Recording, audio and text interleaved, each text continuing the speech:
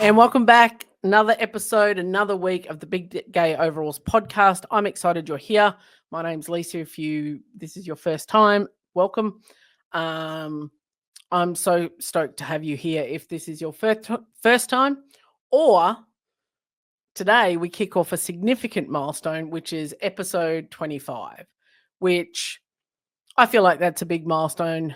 Started this in September last year, so being pretty consistent, episode a week, so nearly like 6 months worth of content. So it's been fun. It's been an adventure. There's been a lot of learning. I've had some amazing guests. So let's roll on for the next 25, 250, 2,500. Like, let's keep it rolling. So thanks for your ears. Thanks for your eyes if you're watching on YouTube. Please remember to like or subscribe on your favorite platform just so you don't miss an episode. And it helps me out a great deal if you are liking, subscribing. Leave a comment even. The apps tend to like that. The Apple Podcasts, Spotify, you can leave all that sort of stuff. Leave us a review. I would love to hear from you. And now I know where to find them. So that's even better. Today I wanted to dig into a bit of stuff around letting go of things. I wrote a blog post last week about I was prompted by my experience of selling my truck, and I was having a lot of big feelings around letting it go, and the reasons why I came to be selling it, but also, around identity. And I was talking to Sharon about it, and she was saying, does a truck, what does a truck represent to you? Is that what's causing the feelings? And I started thinking about it, and, very much when I got the truck, that was an important piece of my identity at that time. Like, it was my first major solo, well, not solo, I did it with Sharon, but, big purchase of something that I wanted just for me kind of deal, outside of, since I'd exited my marriage and we'd started our life together. So, and I feel like I was trying to figure out who my identity was. And, that truck was an important piece of that. So I felt like letting it go was also another challenge, like changing my identity again. And I went through that identity change when I closed my gym. If I wasn't a coach, who was I? Where do I fit in the world? And I feel like that the last 12 months has been a lot of letting go of things. And that's through, we've lost people who are close to us, and that's been challenging. I've recently left a job and a role that I loved. And, there's just been a lot of, almost feel like last year was a big year of transitional change and changing feelings and learning how to navigate some of that stuff. And what I wanted to dig into today is, like, people say, oh, you got to let things go, you got to let go. But when we go through the journey of coming out, at least for me, part of it is around, like, not only grieving for the life I had, even though that life didn't fit me, there were aspects of that life that, I'd had for 46 and a half years. And even though my life moving forward wasn't meant for me, but there's still an aspect of grief of, changing everyone else's life, doing something just for me. And then also, even though the future would not be as good as my current present, you still have that sense of loss. And I don't think we talk about that openly or as much. So today, because, that's what I do here, that's what I wanted to dig into a little bit. And, let's be real, my journey has not followed a neat straight line, pun intended. There've been so many moments where I felt like deep sadness for the life I thought I was building. And even while stepping into a life that, feels like me and is amazing. And so it's conflicting, and we think, well, why do I feel sad about this? Or why do I have feelings? I'm the one who made the decision. It was my decision to come out, to get divorced, or do all the things. Like, what right do I have? And I think sometimes we stop ourselves feeling that. And I just thought I wanted to talk about it today. And, maybe if I talk about it, someone else will talk about it, and it takes, away from the, not taboo, but that makes it okay. Same as when we talk about labels and shame and expectations and narratives, like the more we talk about it, then the easier it is for the next person who comes along to talk about it. And maybe it's a little bit easier, excuse me, for them to navigate that. So if I'm talking about change, we understand grief from a loss perspective, like someone dies, and we get that. But in the context of change, it can be um, not as clear cut.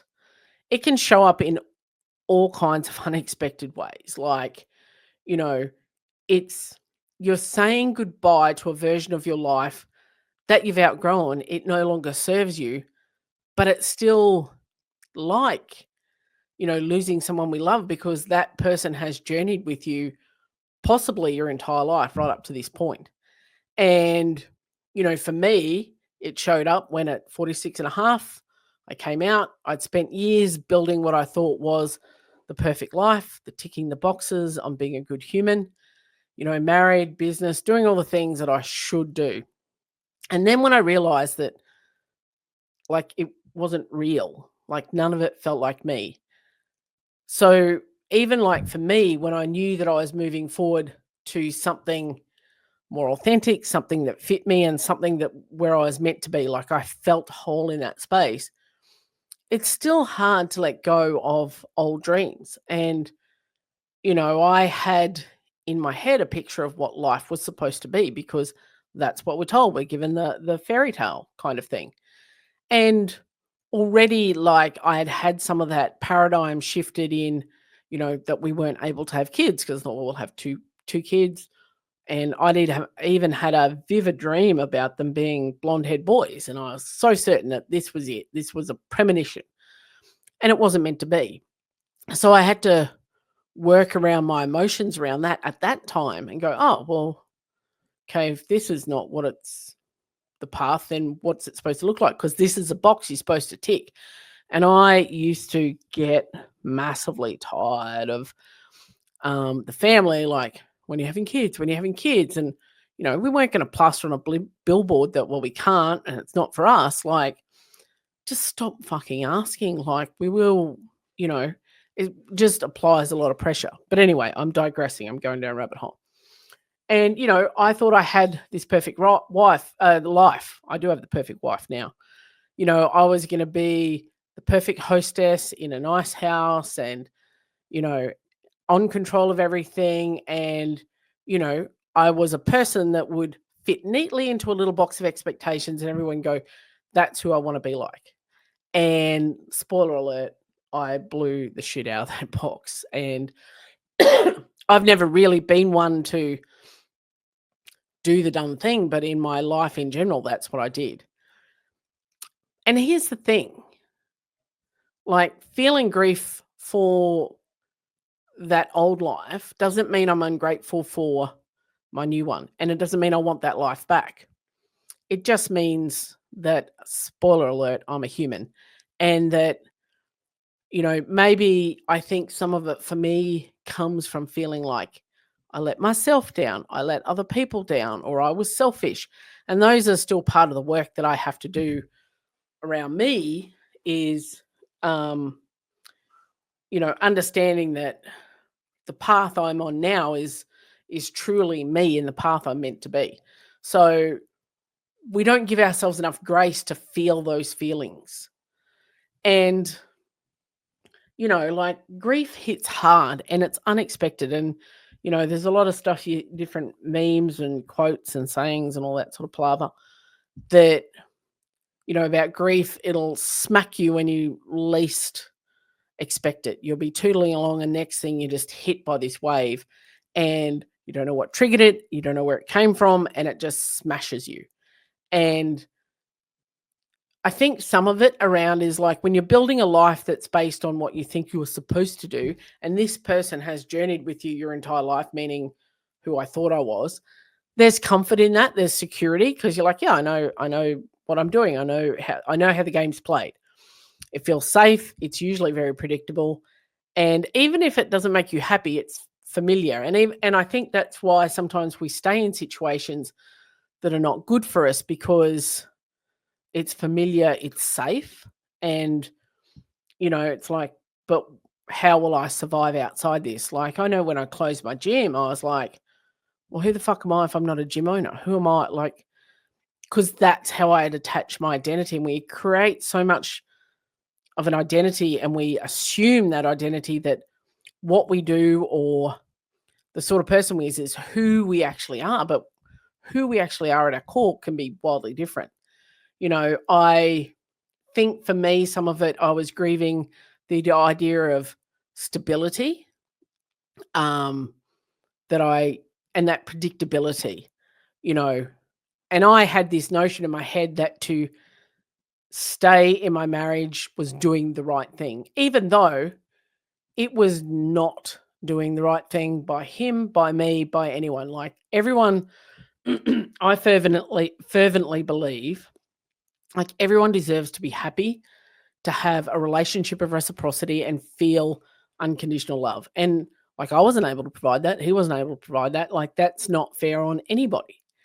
And I think what I grieved was the version of myself that seemed to have it all together because it's exhausting and it's like confronting to admit that I didn't have it all together. It was just a very thin house of cards and I was juggling everything, plates in the air to keep everybody happy. And I was exhausted. I was like bone tired, like to my core.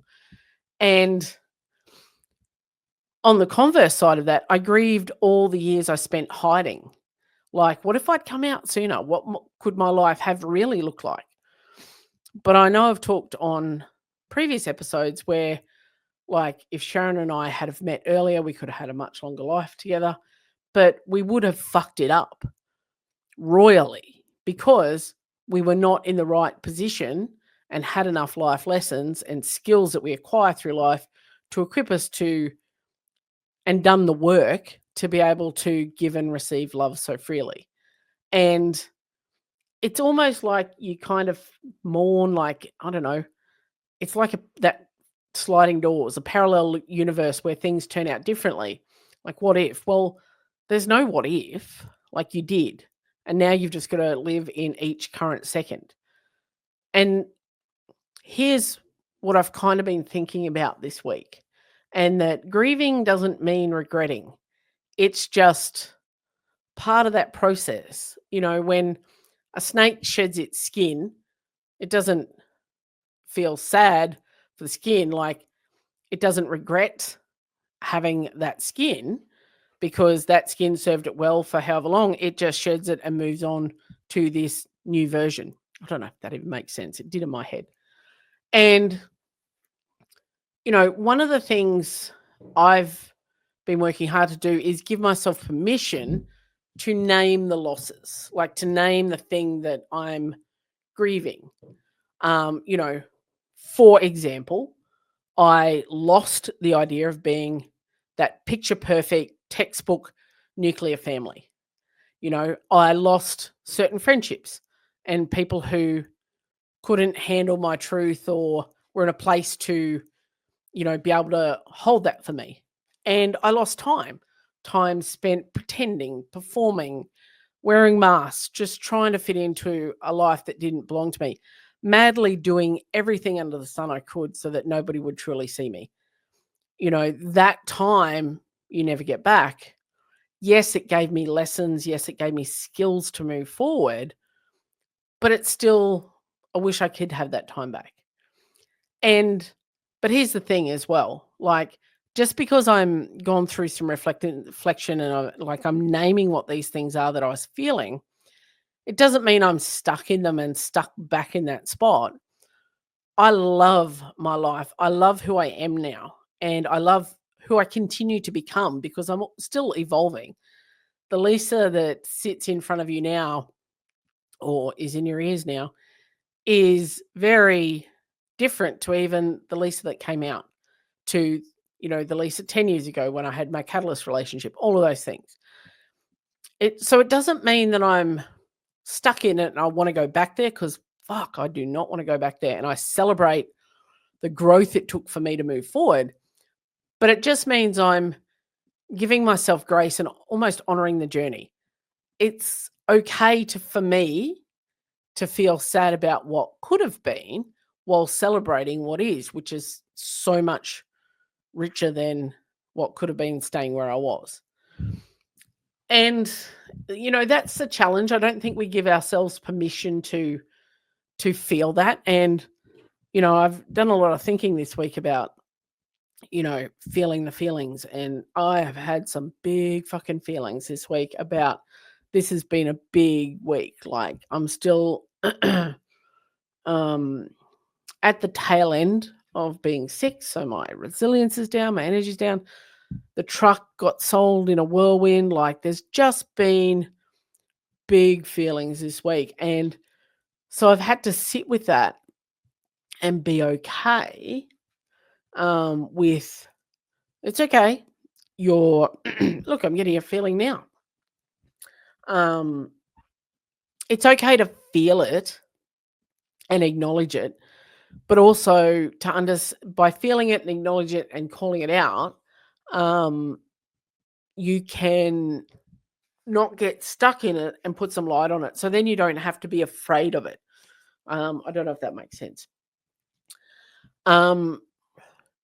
So the way I've sort of gone about it this week is, tried to think about it as, like, name the loss that I'm feeling. Like, what am I feeling? As Dottie barks in the background, I'll have a feeling in a minute about that. Like, name the loss. Like, before I turned 50 at the end of the year, I wrote some blog posts about a letter to my younger self, a letter to my current age, a letter to future Lisa. And I went back and kind of, revisited those as I was, sorting stuff out in a drive. And that kind of digging through that helped me process some of those feelings of what if. And it's like giving that version of me a voice, even if she's not here anymore. But, sometimes some of the things we do and the things that we feel or act, we're doing something to give our younger version of ourselves something that we needed, whether it's, protection or validation or something we didn't get then. We're working to do it now. So that version's not here, but I needed to share with that younger version those thoughts. And creating, we have rituals around closure and moving on, particularly when somebody dies. There's a funeral and there's all of these things. And, symbolic gestures can be quite powerful. And, I know when I moved back to Queensland and I was out at Gatton doing PT session, got there really early before the group, and I'd found the key to my catalyst's house. And I was like, and it made me feel a certain way. Like, I felt weird, felt strong. But, I took it out and threw it into the lake that was there. And it was like my way of, saying goodbye to that, letting it go. I mean, it sounds probably a bit lame when I tell it now, but it felt quite powerful at the time. And the other thing I've then tried to do on the flip side this week is to think about what I've gained and the opportunities I have now. Like, literally, I have so much freedom now to explore who I am, and what makes me happy and what makes me sad, and to sit with the feelings and feel it. And so every time I feel that pang that I know is that sadness, is like not just going, oh, I'm sad because I think about, okay, where is this feeling coming from? What's triggered it? And I try and remind myself of the joy I found, like being married to my wife, the greatest joy of my life, and a love that feels incredibly perfect and right. And it's like coming home. And, my greatest joy is waking up in the morning and having her next to me, and we have our morning routine of our tea and coffee outside, and the fact that we just talk about things. Or even something as simple as creating this podcast and connecting with so many amazing humans. Like, and some of my friendships and relationships have got so much better through going through this process where I am can just be me. And it's like I wouldn't trade any of that for the world. And, for the butterfly to get their wings, they go through a very difficult, uncomfortable process changing from the caterpillar. Like growth and moving forward is hard, but if you can see the beauty on the other end, then it's so much better. Yeah, it's kind of, I don't know, I've tried to reframe it for myself and I don't know if that's useful. And one thing I've had to give myself grace about is that my past life was not a mistake. And I'm a very big believer in, things happen for a reason. Like if one tiny little thing in your past change, you could wind up, it could be a 1 degree change in something. You'll wind up, light years from where you are now, whether it be good, bad, or indifferent.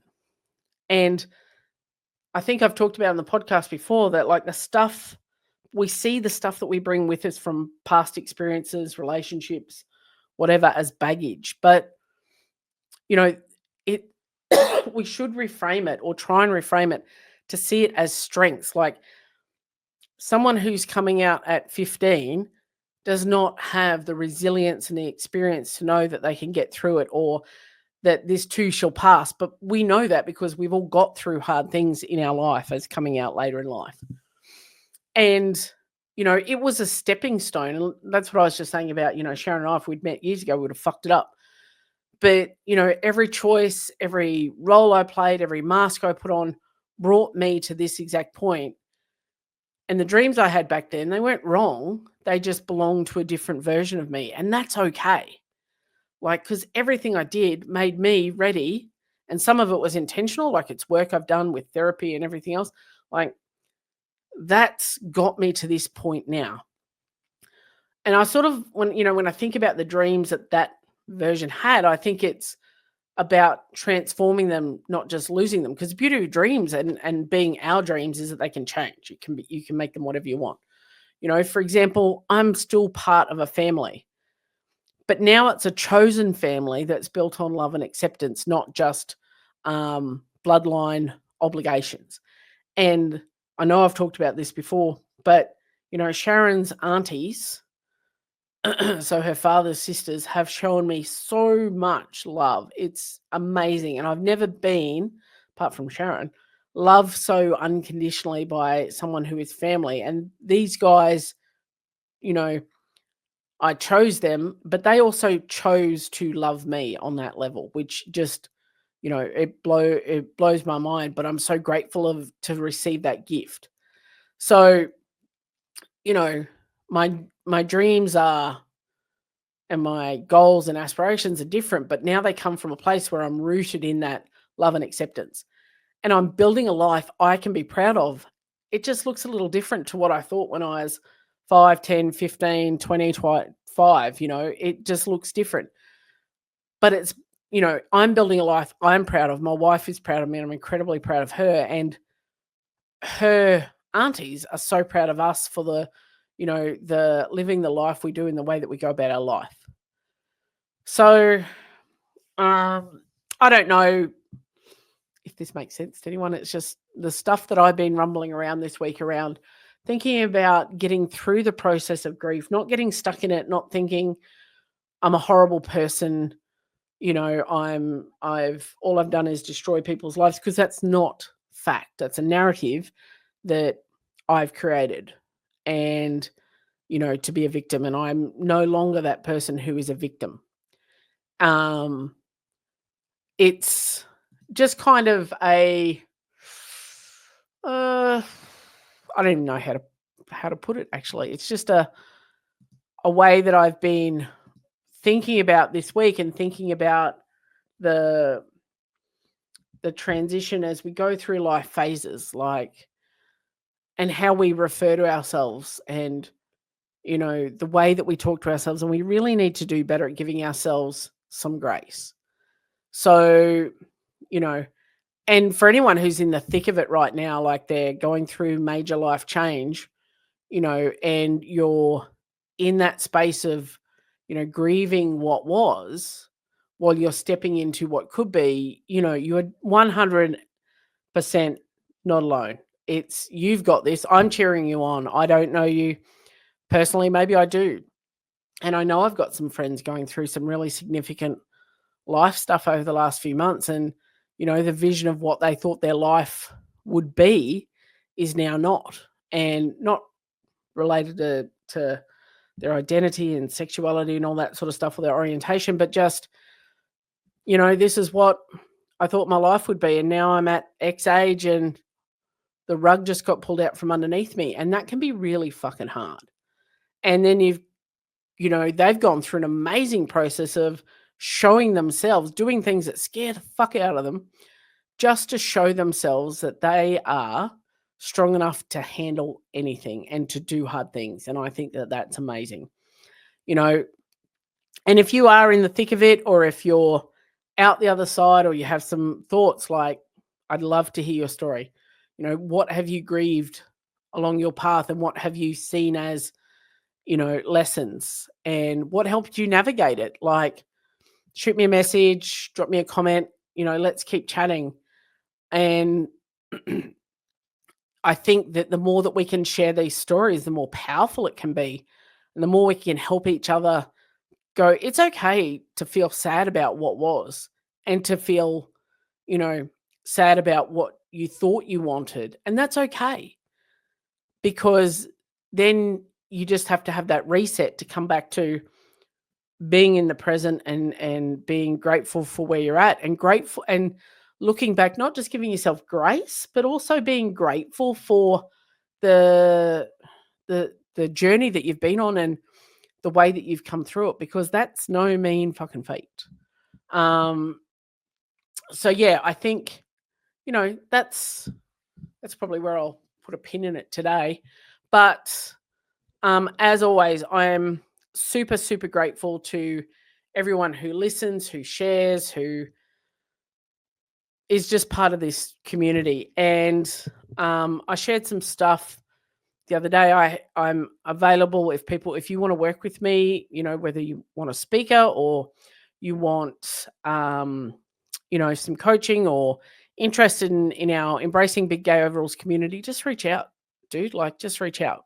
I'm always happy to chat, and I would love to hear your stories. And I'm looking forward to this year, in season 2, of lining up some guests to share some more stories with you guys. But if you made it this far, thank you for listening. Thanks for watching. Thanks for being here. I appreciate you. Reach out on social, shoot me an email, whatever it is you want to do. I'm really interested to hear how other people have navigated this and the feelings, and let's start to dispel some of the stuff and get rid of some of that toxic positivity that's out there. And, you can feel good all the time. It's okay not to, but you also need to not get stuck, and just name the feelings. It's okay to feel the feelings, and it's okay to feel that loss. It's okay to grieve that loss. But what's not okay is to feel shame around it, and to feel like you can't, because then we get back in that habit of the mask and whatever. But I'm heading off on another rabbit hole, so I might put a pin in that and save it for next week. But thank you for listening. I appreciate you. I hope you're having a great day, evening, whatever, as you're listening or watching, and catch you on the next one.